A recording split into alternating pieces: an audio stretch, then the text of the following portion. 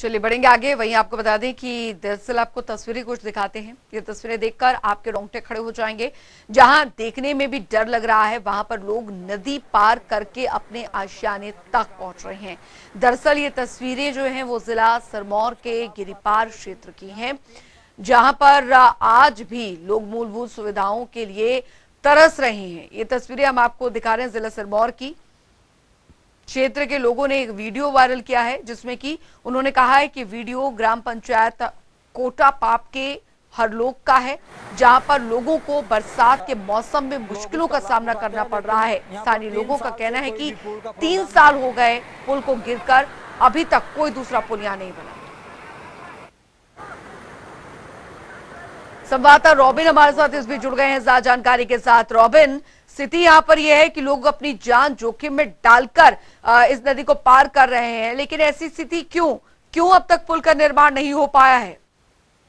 जी बताना चाहूंगा कि 3 साल पहले ये यहाँ पर पुल बना हुआ था, वो अचानक बारिश के दौरान गिर गया था। लेकिन पिछले 3 सालों से जो स्थानीय प्रशासन है और दोनों दलों के जो नेता है, आश्वासन पे आश्वासन दिए जा रहे हैं कि यहाँ पर नया पुल बनाया जाएगा, और लोग तब से ये इसी उम्मीद में है कि पुल का काम शुरू हो जाएगा। लेकिन अभी तक 3 साल बीत चुके हैं, लेकिन समस्याएं जस के तस बनी हुई है। लोगों का कहना है कि इन दिनों टमाटर का सीजन शुरू हो गया है, ऐसे में लोग जहाँ पैदल ये जो खाला है पार नहीं कर पा रहे हैं, ऐसे में वो टमाटर की फसल कैसे मंडियों तक पहुंचा पाएंगे? उनकी जो फसल है वो अगर मंडियों तक नहीं पहुंची तो उनकी आर्थिक स्थिति कमजोर हो जाएगी। जिसके बाद परेशान ग्रामीणों ने एक वीडियो भी वायरल की है, जिसके माध्यम से उन्होंने नेताओं और प्रशासन से गुहार लगाई है कि समस्या का समाधान हो, ताकि लोग अपनी आजीविका को सही ढंग से कर सके। जी, लेकिन फिर भी अभी स्थिति यहाँ पर ये है कि यहाँ पर पुल का निर्माण नहीं हो रहा है। कब से स्थिति बनी हुई है? और अगर मौजूदा विधायक की यहाँ पर बात की जाए, क्या उनके संज्ञान में ये वाक्य नहीं है? जी मैं आपको बताना चाहूंगा कि जो स्थानीय प्रशासन है और दोनों दलों के जो नेता है, उनको ये मामला उनके संज्ञान में है, क्योंकि लोगों द्वारा कई बार उन्हें इस बारे में शिकायत की गई कि भाई इसका पुल का निर्माण किया जाए। लेकिन सवाल सबसे बड़ा खड़ा ये होता है कि जो बरसात के मौसम में प्रशासन बड़े बड़े दावे करती है कि सुविधाओं के लिए पुख्ता प्रबंध किया गया है। जब ऐसी तस्वीरें सामने आएगी तो प्रशासन के दावों की भी यहाँ पर पोल खुल जाती है कि प्रशासन कहता है कि यहाँ पर बरसात के दिनों में लोगों को परेशानियां नहीं झेलनी पड़ेगी और लोग जान जोखिम में डालकर आवाजाही कर रहे हैं। और जबकि लोग रोजाना अपने कहीं दफ्तरों में जाना है, किसी ने स्कूल में जाना है, किसी ने और अपने घरेलू कार्य को सामान लेने के लिए जाना है, ऐसे में लोगों को रोजाना परेशानियां झेलनी पड़ रही है। जी जाहिर तौर पर मानसून का भी शुरुआती सीजन है, कई जगहों पर खबरें आ रही हैं, हादसों की खबरें आ रही हैं रॉबिन, लेकिन ऐसी स्थिति अगर बनी रहती है तो आगे क्या होगा? मैं बताना चाहूंगा कि इस क्षेत्र में पहले भी हादसे हो चुके हैं। इसके साथ ही मीला सड़क है, उसमें कई बार बोलेरो गिर चुकी है, बस का हादसा हो चुका है, लेकिन अभी तक उन स्थानों में बैरिकेड नहीं लगे हैं। अब इस खाले की बात करें तो यहाँ पर पुल ही नहीं बना हुआ है। ऐसी कई समस्याएं हैं। नेशनल हाईवे बात की जाए तो नेशनल हाईवे के समय इतने बुरे हाल है कि आए दिन लोग फिसल रहे हैं, कई बार चोटें लग चुकी है। लेकिन प्रशासन ठीक, रॉबिन आपके पास आऊंगी।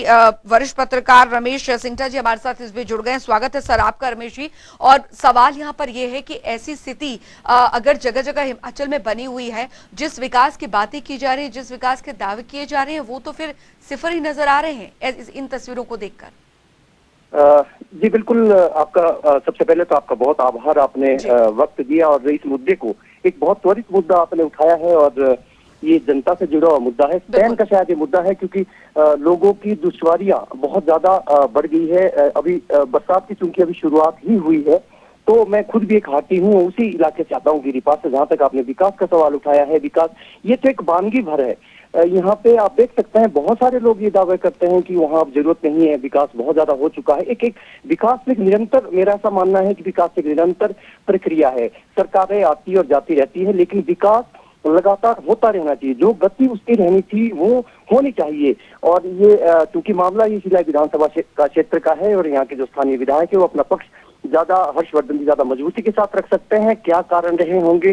पूर्व विधायक है हमारे बलदेव तोमर जी, उन्होंने बहुत यहाँ पे कोशिश की है। मैं आपको एक एग्जांपल देता हूँ। यहाँ पे बरसात कल ही चूंकि शुरू हुई है, तो मैं कल ही वहाँ से देहा में अगर बादल फटा था तो उधर से होकर मैं खुद गुजरा था। और ये जो पूरा ट्रांसगिरी का जो क्षेत्र है, खासतौर पर जो टॉस नदी है, उससे लगता हुआ कल हमने देखा कि किस तरीके से लोगों की मुश्किलें बढ़ रही है। लेकिन एक मैं एग्जाम्पल आपको दूंगा, ये 1350 करोड़ का जो प्रोजेक्ट है हमारा लाल ढांग पौटा और ये फेडर पुल तक, इतनी तेज गति से यहाँ पे डेवलपमेंट जिसको कह रहे हैं कि हो रही है और मशीनरी वहाँ पे लगी है। एक पॉजिटिव पहलू मैं आपको बता रहा हूँ, अगर इसी तरह की गति और हिस्से में, क्योंकि पैच वर्क हो रहा है, कई हिस्सों में ये काम हो रहा है, तो ये हालात फिर बदलेंगे। जब सड़कें आएगी, डबल लेन ये सड़क बन रही है और डबल लेन सड़क आना बहुत बजट का 1350 करोड़ का प्रोविजन अगर केंद्र सरकार ने किया है तो ये बहुत बड़ी बात है। तो लेकिन साथ में जो ऐसे इलाके जो छूट गए हैं, जहाँ तक विकास नहीं पहुंचा है, वहां तक पहुंचना बहुत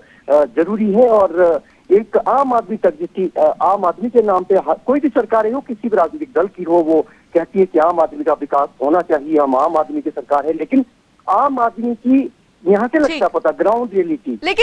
लेकिन रमेश जी, जितनी जवाबदेही स्थानीय विधायक की बनती है, उतनी जवाबदेही जो है राज्य की सरकार की बनती है, क्योंकि समग्र विकास करवाना राज्य सरकार का भी दायित्व होता है। अब ऐसी स्थिति में अगर प्रदेश में ये स्थिति बनी हुई है और जगह जगह, ये एक जगह की तस्वीर भले ही हम दिखा रहे हैं अपने दर्शकों को, लेकिन बहुत जगह की स्थिति यहाँ पर ऐसी ही बनी हुई है, तो उसके विकास का क्या? बिल्कुल इंक्लूसिव ग्रोथ इसकी बात हो रही है और एक नारा भी है, वो जिम्मेवारी बिल्कुल निश्चित तौर पर राज्य सरकार की है। राज्य सरकार ये नहीं कह सकती है कि ये हम इससे अपनी जवाबदेही से वो इनकार नहीं कह सकती है, लेकिन मेरा ये मानना है कि ये बहुत सारी कमियां हैं रातों रात। ये मैं कोई सरकार का प्रवक्ता नहीं हूँ, सरकार का पक्ष नहीं रख रहा हूँ, सरकार के लोग इसमें रखेंगे, लेकिन अब जो गति थोड़ी हमने ये महसूस किया है कि फील्ड में भी अब गति दिख रही है, लेकिन बहुत सारी चीजें अभी ऐसी है जो बहुत कुछ किया जाना बाकी है। अगर थोड़ा यहाँ पे हुआ है, आप देखेंगे प्रधानमंत्री ग्रामीण सड़क योजना, उसके तहत जो दिसंबर 2000 में शुरू हुई थी, उसके तहत पूरे गांव, आप कहीं भी नजर दौड़ा दीजिए, मैं अभी गांव में हूँ और आसपास अगर मैं देखता हूँ तो हर एक जगह आपको जेसीबी लगी हुई दिखेगी।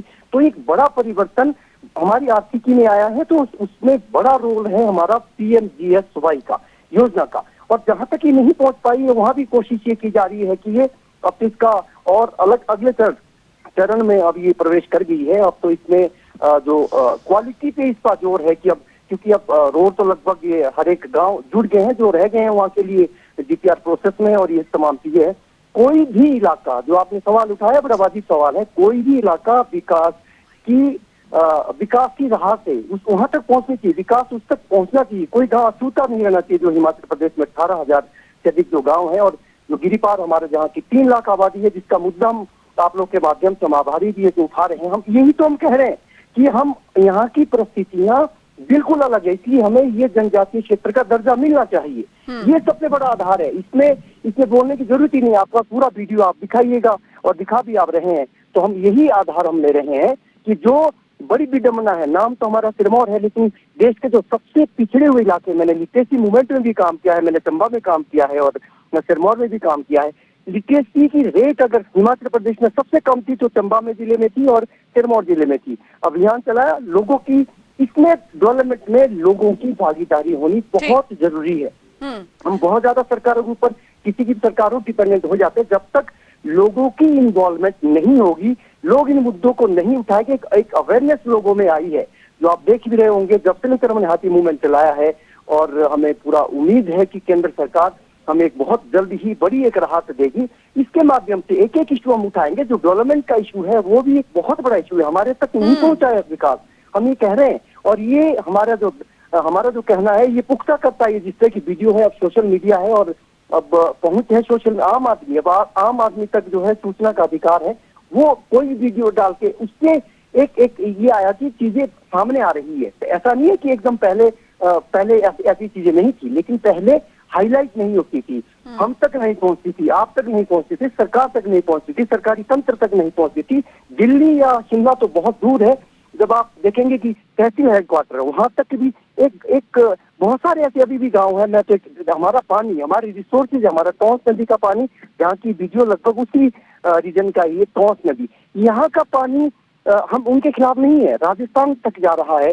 टॉन्स नदी में किशाऊ बांध, एक बहुत बड़ा प्रोजेक्ट जो है वो भाखड़ा बांध से ऊंची उसकी हाइट होगी 236 मीटर वर्टिकल, उसकी हाइट होगी 226 लगभग भाखड़ा डैम की है। हमारा पानी राजस्थान तक जा सकता है, लेकिन हमारे जो समीपवर्ती गांव है वहां पे पानी की बहुत समस्या है। पूरा का पूरा शिलाई क्षेत्र में पानी की बहुत समस्या है। हालांकि प्रयास हो रहे ICS के माध्यम से स्कीमें बन रही है, लेकिन मेरा सवाल ये कि जो हमारी रिसोर्सेज है, तो कम से कम जिनके रिसोर्सेज है, कम से कम उनको तो बाहर वालों को भी मिले, उनका भी राइट है।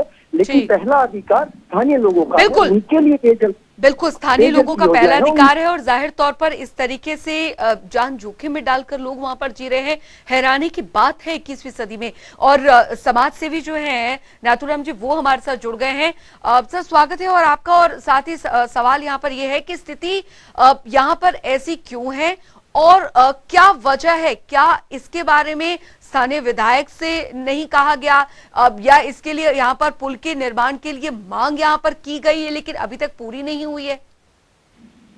बहुत बहुत धन्यवाद आपका जी और सभी देखने और सुनने वाले जनता टीवी के दर्शकों का बहुत बहुत स्वागत, बहुत बहुत धन्यवाद। मैं निवेदन करना चाहूंगा यहाँ पर जो वर्तमान में एमएलए या जो एमएलए रहे शिलाई विधानसभा में जी इनके घोर निकम्मेपन की वजह से ये सब झेलना पड़ता है लोगों को। जी और आपने केवल मात्र एक खाला देखा है, खाला मात्र एक पुल देखा है आपने आज, बिल्कुल। पर स्थिति आज इतनी खराब है शिलाई, खासकर शिलाई विधानसभा क्षेत्र की। व्यक्ति अगर घर से बाहर निकलता है तो जिंदा घर वापस लौट के आएगा नहीं आएगा इसकी कोई गारंटी नहीं जी। है। और इसके लिए निकम्मेपन के लिए हर्षवर्धन चौहान और इनके खासकर इनके स्वर्गीय पिताजी गुमान सिंह चौहान जी वो भी साथ में, क्योंकि उन्होंने कभी क्षेत्र के विकास के बारे में देखा नहीं, सोचा नहीं। और अभी वर्तमान में जो बलदेव सिंह तोमर जो है, इससे पहले बलदेव तोमर एमएलए रहे, एमएलए, लेकिन अभी राइट हैंड है जयराम ठाकुर की। आज भी स्थिति बनी हुई है। अभी हमसे पहले जो वक्ता कह रहे थे हाटी वाले इशू, अरे हाटी छोड़ दीजिए, हाटी तब होगा जब जिंदा रहेंगे। ये हाटी चलाते रहेंगे। इनकी मैं भी इस पक्ष में हूँ कि हाटी होना चाहिए कि वो अलग मैटर, अलग इशू है कि हम हाटी के लिए सारे मुद्दे छोड़ दें क्या। अभी जिस नेशनल हाईवे पे मैं चल रहा हूँ आपको सुनाई दे रहा होगा कि इसमें आवाज साफ नहीं आ रही, तो भी जंप इतने लग रहे हैं कि चलना मुश्किल हो रहा है। अभी मैं जब पौंटा साहब की सिलाई को आ रहा था तो 4 जगह इतना खतरनाक लैंडस्लाइड हुआ है कि जान बचाना मुश्किल हो रहा था। ऊपर से मोटरसाइकिल वाला है, बोले भाई साहब आगे देख के जाना। और ये दोनों मुंह में दही जमा के बैठे हैं, हर्षवर्धन चौहान जी और बलदेव सिंह तोमर जी भी। आपको शायद आपको पता भी होगा कि नेशनल हाईवे के जितने इशू है सारे मैंने इशू उठाए, सारे वो जब इशू उठाए वो इशू मैंने उठाए। हाँ ये बात इसमें शायद मुझसे पहले बोलने वाला शायद अमित चंद जी थे, शायद मेरे को ऐसा आवाज से लगा। ये इशू ने ठीक उठाया कि जब तक जनता नहीं जागेगी तब तक होने वाला नहीं। लेकिन जनता को इन दोनों लोगों ने, दोनों पार्टियों ने जनता को इतना एक तरह से जिसको बोलते हैं मोहित करना, सम्मोहित करना, इतना कर दिया है कि जनता जानती ही नहीं। देखिए आपसे मैं जानना चाहूंगा कि हिमाचल प्रदेश में और भी नेता है और भी एमएलए होंगे, वो अपनी कॉन्स्टिट्यूंसी में रहते हैं, अपनी विधानसभा में रहते हैं। यहाँ तक कि महेंद्र ठाकुर जी इतने बड़े मिनिस्टर है लेकिन जब भी हो जाते हैं कैबिनेट खत्म होने के बाद मैंने जब भी देखा तो अपने घर पहुंचते हैं, अपनी विधानसभा में पहुंचते हैं। प्रेम कुमार धूमल जी पिछले जो शिमला आए थे एक दिन, जब वो सरकार बहुत बुरी तरह से आ रही थी, मीटिंग हुई 2 दिन की, उसके बाद जब गए चलो मिलना था ऐसे ही चलो मिल लेते, लेकिन ये सुरेश जी से बात हुई, उनके पीएस उन्होंने कहा वैसा वो तो घर निकल गए। देखिए बड़े बड़े नेता, लेकिन हमारे नेता लोग विधानसभा में नहीं आते। अब दोनों एक्स एमएलए चाहे वर्तमान एमएलए, अब विधानसभा में आते हैं तो इनकी उम्मीद होती है कि हमें लोग कंधे पे उठाएं, हमें लोग माला डालें। क्यों माला डाले? कोई अपने घर जाता तो वहाँ वो ये उम्मीद करेगा कि मुझे लोग माला डाले। पिछले दिनों इस नेशनल हाईवे को लेके गडकरी से मिलना हुआ था तो उन्होंने कहा था कि बेटा मेरा मापदंड ये कि मैं गाड़ी की बोनेट पे गिलास रखता हूँ और गिलास नीचे गिरा या हिला तो रोड खराब है। मैंने कहा सर हमारे यहाँ मापदंड दूसरा है। हमारे मापदंड ये होता है कि अगर बंदा बस की सीट पे ठीक ठाक बैठा हुआ है तो ठीक करोड़, अगर बस की सीट से नीचे गिर गया तो रोड खराब है। अभी जहाँ पर मैं वर्तमान में, टीम भी एक जगह है, टीम भी, और इतने इसको सच में लग रहे हैं कि सब लोग बस सुन भी रहे और मैं बस में हूँ, कि मैं बस में सफर करता हूँ, सब लोग देख भी रहे हैं कि इतने इसको लेके एचआरटीसी से बस है लेकिन जो झोल खा रही है जी, तो आप दोनों हाथ से पकड़ के बैठना पड़ता है। मेरी मुश्किल ये कि मैं बस खुद को संभालूं या फोन को संभालूं, ये भी समझता है। नाथूराम जी लेकिन स्थिति यहाँ पर ये है कि लोग, क्योंकि हम देख पा रहे हैं कि एक पतली से पगडंडी का सहारा लेकर वो नदी पार कर रहे हैं। अब सवाल यहाँ पर यह है कि मौजूदा विधायक यहाँ पर अपनी जिम्मेदारी शायद भूल गए हैं। राज्य सरकार की तरफ से कहा जाता है कि विकास समग्र तौर पर किया जा रहा है, लेकिन ऐसा विकास किसकी जिम्मेदारी बनती है? ये जिम्मेदारी जो वर्तमान में विधायक, वो एक्शन विधायक, उनकी भी बनती थी। आज सरकार उनकी है, उनकी भी बनती है बराबर। मैं तो दोनों को कहूंगा, किसी एक को नहीं कह सकता। अभी जो वर्तमान में जो विधायक नहीं है, जो पहले में विधायक रहे हैं, तो वो भी करवा सकते थे उस समय। पर ये लोग जब जाएंगे नहीं धरातल पे देखेंगे नहीं, या यहाँ की जनता जब इन्हें देखने भी नहीं देगी। अगर ये देखना चाहे तो जनता नहीं, क्योंकि जनता इनको कंधे पे उठा के रखती है, माला पहना के रखती है, उन्हें पता ही नहीं होता कि जमीन पर गड्ढा है या नहीं है, जमीन पर रोड है कि नहीं है। ये भी एक बड़ी समस्या है, स्थानीय लोगों की भी समस्या है कि अगर भाजपा नाम या कांग्रेस के नाम पे इतना लोगों को छला जा रहा है, तो इतना लोगों के दिमाग में जहर घोल दिया गया कि वो इससे आगे देख ही नहीं पा रहे हैं वो। जी। अगर बात करें यहाँ पर आप समझ सकते हैं। अगर बात करें विकास की बात करें, जैसे हम अभी कुछ जागरूकता अभी इससे पहले अमित जी ने कहा है कुछ जागरूकता आई है। जागरूकता इसलिए है कि हम लोग, मैं लगभग महीने में 4 या 5 बार प्रेस वार्ता करता हूँ बराबर, उसमें लोगों को इश्यू उठाता हूँ, लोगों के बारे में लोगों को बोलता हूँ, लोग धीरे धीरे जागरूक हो रहे। तो लोग उसमें हमें भी गाली देते थे कि नहीं जी चल रहा है जी, ठीक है जी, अच्छा है, क्योंकि भारतीय जनता पार्टी और कांग्रेस ने कुछ ऐसे चमचे पाले हुए हैं 70 सालों। चलिए, स्थिति यहाँ पर यह है कि लोगों को 2-4 होना पड़ रहा है। बहुत बहुत शुक्रिया नाथूराम पाभर जी, और साथ ही हमारे साथ वरिष्ठ पत्रकार रमेश सिंगटा जी जुड़े थे। बहुत बहुत शुक्रिया आपका इस तमाम जानकारी, तमाम चर्चा के लिए। लेकिन सवाल यहाँ पर यह है कि कब तक आम जनता जो है वो इस तरीके से अपनी जान जोखिम में डालकर स्थिति जो है वो यहाँ पर सहती रहेगी, और आखिरकार विकास की बात यहाँ पर की जाती है, लेकिन जिम्मेदारी जो है वो स्थानीय विधायक की भी होती है कि ऐसी स्थिति में अपने क्षेत्र की जनता को कैसे कोई डाल सकता है।